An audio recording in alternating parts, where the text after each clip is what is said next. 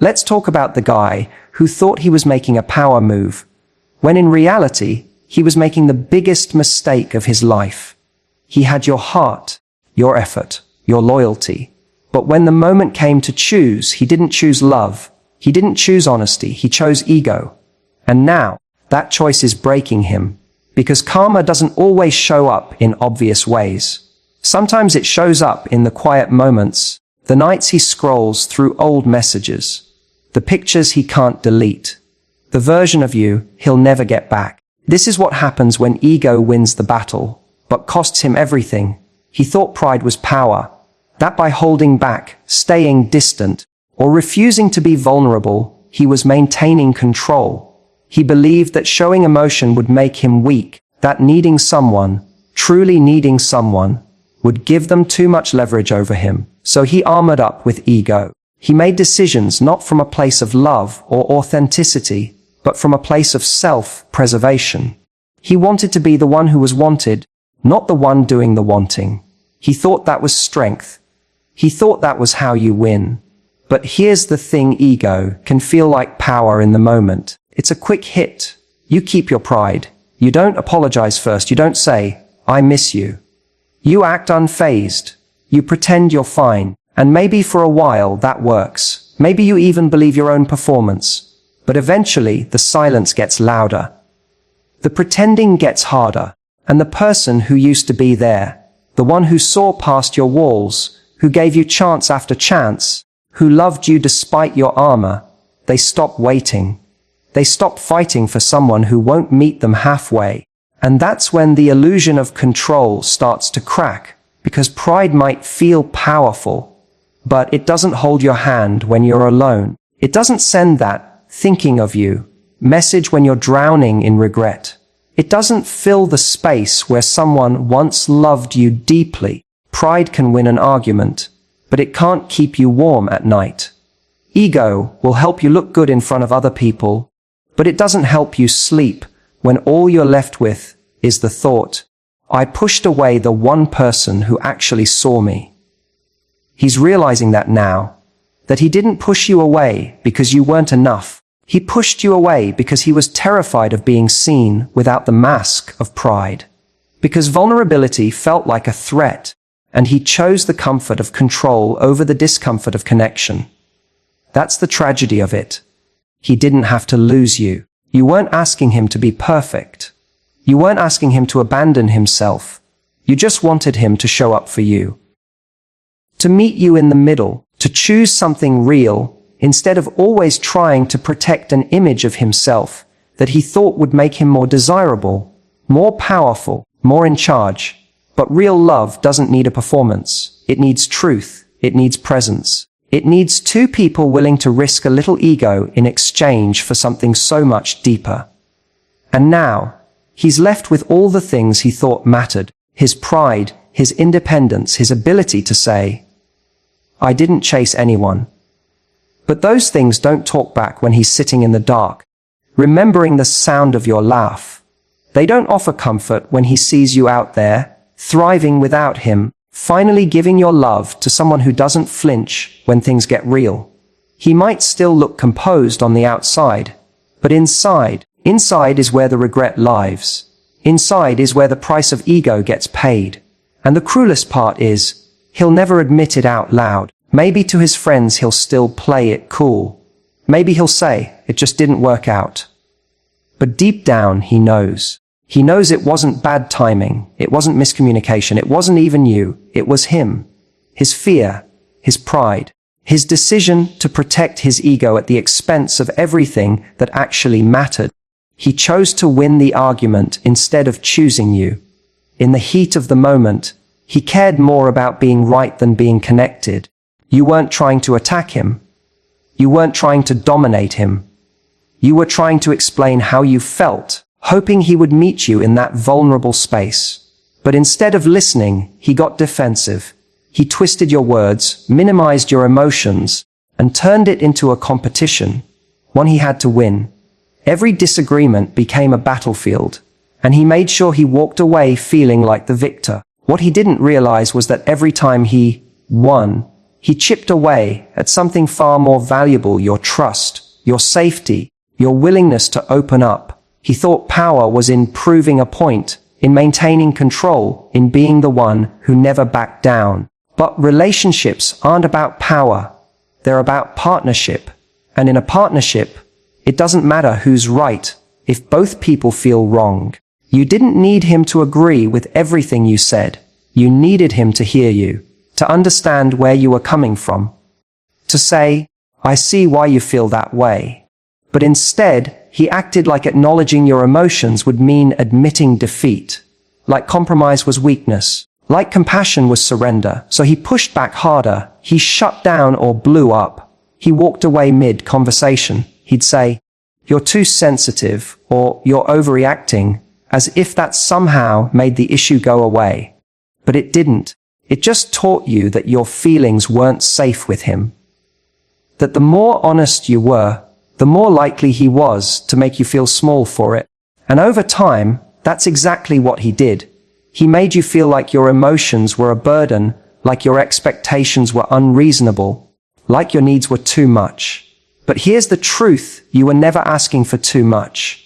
You were asking for the bare minimum. A real connection, honest communication, mutual respect. You were asking to be chosen not just when things were easy, but especially when things got hard. And he couldn't do it. Not because he didn't care deep down, but because his ego couldn't handle being wrong. He saw vulnerability as weakness, not as the bridge it is. So he chose the argument. He chose silence. He chose to walk away from moments where closeness could have been built. And now he's starting to realize that he wasn't winning anything. He was just slowly losing you. Regret always feels heaviest in hindsight. In the moment, he thought he was doing the smart thing. He thought he was protecting his pride. But now he sees you differently. He remembers how patient you were, how you kept trying, how you gave him the benefit of the doubt over and over again. And he knows now he wasn't protecting the relationship. He was protecting his ego at your expense. Now, when you're not there to text, to call, to calm the storm, the silence hits differently. It's not peace, it's absence. It's the echo of all the conversations he shut down, all the chances he had to say, "I understand you," and didn't. He sees other people, but they don't challenge him the way you did. They don't make him grow. They don't call him out in a way that feels like love. And he misses that. He misses you. Not just your presence, but the version of himself he could have become if he had chosen to show up with you instead of proving you wrong. And the hardest pill to swallow. He can't go back and undo it. Words were said. Trust was broken. And even if he's ready to choose you now, it's too late. Because the version of you that begged to be chosen is gone. You learn to choose yourself. And that's the one argument he can't win. Karma isn't always dramatic. It doesn't always come as some loud event or obvious punishment. It doesn't always look like someone getting exactly what they deserve in front of the world's eyes. Most of the time, karma is quiet. It's subtle. It lives in the still moments, in the thoughts that creep in when the noise dies down. And for him, karma looks a lot like seeing your reflection in every person who doesn't compare. It's the slow, painful realization that he had something rare, someone who loved him, challenged him, saw him, and he chose to take it for granted. Now that you're gone, karma isn't about something happening to him. It's about what he's left with now that you're no longer there. He thought he could replace you. That maybe he could find someone who didn't call him out when he retreated, someone who didn't push for depth, someone who wouldn't make him look in the mirror. But what he's finding out now is that those replacements fall flat. The conversations are surface level. The connections don't hit as deeply. The energy is different. And with every person he entertains, there's this unspoken comparison he tries not to make. But he always does. She doesn't laugh like you. She doesn't challenge him like you. She doesn't bring the same peace or fire or depth. And that contrast, that's karma. You were the mirror. You held up a reflection of him that was honest. You saw his potential, even when he didn't. And instead of stepping into that, he resented it. He resented being seen so clearly. He didn't want to face the parts of himself you lovingly pointed out. The fear, the defensiveness, the patterns. He confused comfort with love and ego with strength. So when you held up that mirror, he looked away. And when you walked away, you took that mirror with you. Now he's left chasing things that don't satisfy him, wondering why it all feels so empty. He tells himself he's fine. He distracts himself with new people, work, parties, silence. But none of it fills the space you used to occupy. That's what karma looks like. It's not revenge. It's reflection. It's seeing the truth of what he lost without being able to undo it. It's watching you glow up, grow stronger, move on, and realizing that you gave him the kind of love that actually could have changed his life if he'd only been ready to receive it. And maybe the worst part isn't even the loneliness. Maybe the worst part is knowing that you would have forgiven him. That if he'd just humbled himself, softened, spoken with honesty instead of ego, you would have stayed. You weren't asking him to be perfect. You were asking him to be real. To show up. To try. But instead of rising to meet you, he shrunk away into his pride. And now, karma has taken the form of watching someone else experience the version of you he never fully appreciated. Someone else gets the love he misread, mishandled, and misunderstood. So he scrolls through old photos, plays back conversations, wonders what he missed. And the answer is simple. He missed you. Not just physically, but emotionally, spiritually. The full weight of your presence. And now the mirror is permanent. Every time he meets someone new, every time he thinks about love, every time he looks back, he'll see you. Not as a punishment, but as a lesson. Karma doesn't scream. It whispers, this is what you had. And this is what you lost when you weren't brave enough to hold it. He regrets it most now that you don't need him anymore. For the longest time, he believed you would always be there. That no matter how distant he became, how many times he shut you out, how often he let his pride lead instead of his heart, you would still be waiting. You had always been patient, always forgiving, always the one reaching out, checking in, giving the benefit of the doubt. He saw that as a guarantee, like your love was a constant, no matter what he did. And because of that, he never truly feared losing you. Not really. That was his mistake. He underestimated what would happen the day you finally stopped showing up. He didn't expect you to pull your energy back. He didn't think you'd actually walk away.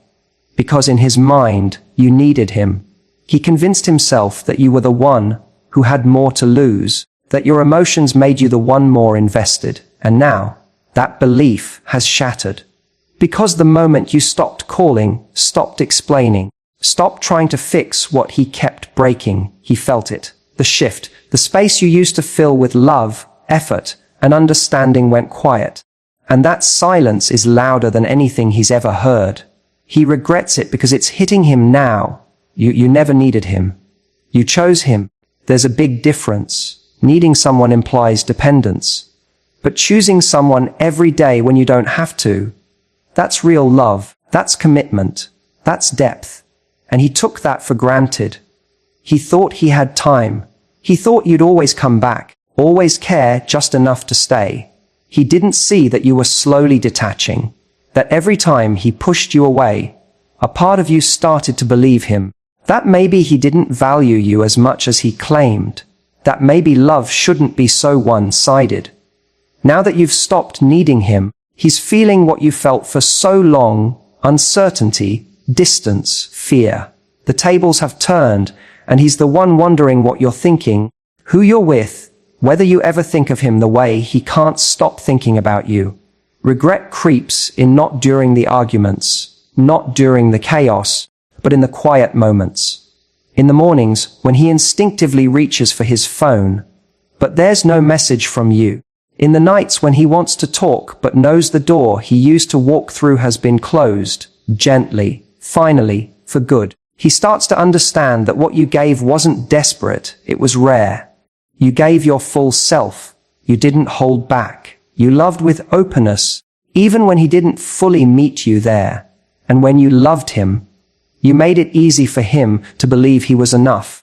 even when he wasn't showing up as his best self. That kind of love doesn't come around often. It doesn't get replaced, and that's the part he regrets the most.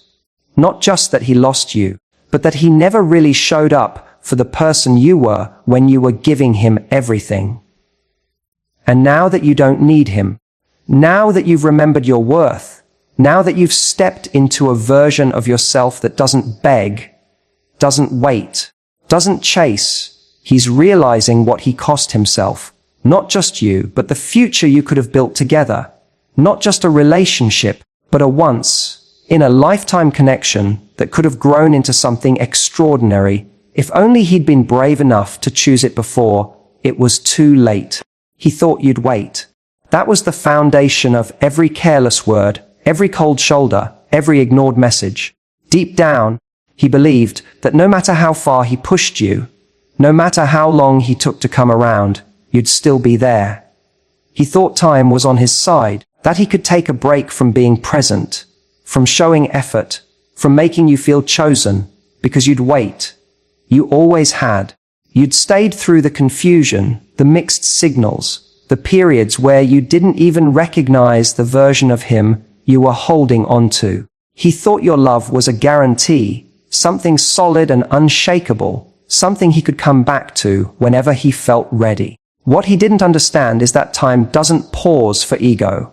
Life keeps moving, and people, especially people who are learning to love themselves, eventually stop standing still. You might have stayed longer than you should have. You might have given him more chances than most people would. But you weren't going to stay forever. There was always going to be a moment when the silence got too loud, when the effort became too one-sided, when your love for him couldn't keep outweighing the love you were finally giving yourself.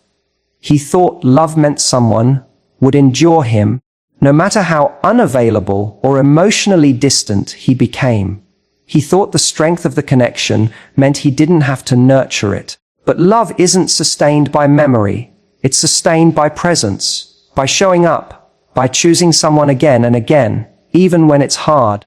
And when he stopped choosing you, when he made you feel like a backup plan instead of a priority, he started the countdown without realizing it. Because that's the thing about strong people with soft hearts. They don't break all at once. They break slowly, quietly, until one day they stop needing the apology. They stop looking back, and when they leave with finality, not to punish, not to play games, but because something inside them healed enough to say, I can't stay in a place where I'm not being met. And now, he's feeling that moment in full force. You didn't slam the door. You didn't scream. You just didn't stay. You moved on in a way that made it clear there's no coming back. And it's only now, after the fact, that he realizes just how wrong he was to assume you'd be waiting. The messages he used to ignore are now the ones he reads in silence. The comfort of knowing you'd always reach out has vanished. And the longer the silence stretches, the more real the loss becomes. He may be telling himself he still has time. That may be in a few weeks or months. He'll be ready to come back with the right words. But what he doesn't understand is that time changed you. The waiting changed you. You grew stronger. You stopped seeing him through the lens of potential and started seeing him for who he really was. Someone who couldn't love you the way you needed to be loved. Now, when he thinks about you, it isn't with certainty. It's with doubt. He doesn't know where you are emotionally. He doesn't know who has your attention. And that unknown is haunting him. Because for the first time, he's realizing that he isn't entitled to your presence, your forgiveness, or your patience. That kind of love expires when it's not valued. And now that it's gone, the clock he thought would always wait for him has stopped ticking. For good. His apology won't heal him, because regret can't rewrite character. Saying sorry might bring temporary relief, but it doesn't erase who he was when it mattered most. When the moments came to show up for you, to be accountable, to choose love over pride, he didn't. And no matter how sincerely he apologizes now, it doesn't undo the choices he made when your heart was on the line. He may feel the weight of that now. He may finally understand what he lost. But regret, even when it's genuine, doesn't equal growth. It doesn't prove he's changed. It only proves he's hurting. He's sorry, but he's sorry for himself. For the ache of your absence. For the pain of knowing he had something extraordinary and treated it like it was optional. That sorrow is real, but it's also self-focused. It's about the emptiness he feels, the comfort he no longer has access to, the warmth he thought would always be there. And the problem is, he still sees healing as something you might offer him. As if your forgiveness would be a balm, your understanding a shortcut back to peace. But healing doesn't come from being taken back. It comes from being held accountable, by life, by silence, by time. He wants to believe that a well-crafted apology is a key that unlocks the door he closed with his own hands. But what he doesn't see is that the door doesn't exist anymore. You didn't just walk away. You rebuilt. You outgrew the version of yourself that was constantly waiting for him to change. You stopped needing the apology to move forward, and that's what really stings. Because now, even though he's ready to say everything you once begged to hear, there's no one on the other end holding out hope for those words. Character isn't proven when everything falls apart. It's built in the daily choices that hold a relationship together. And in those moments, he chose ego, he chose avoidance. He chose silence when you needed communication, distance when you needed closeness, indifference when you needed care.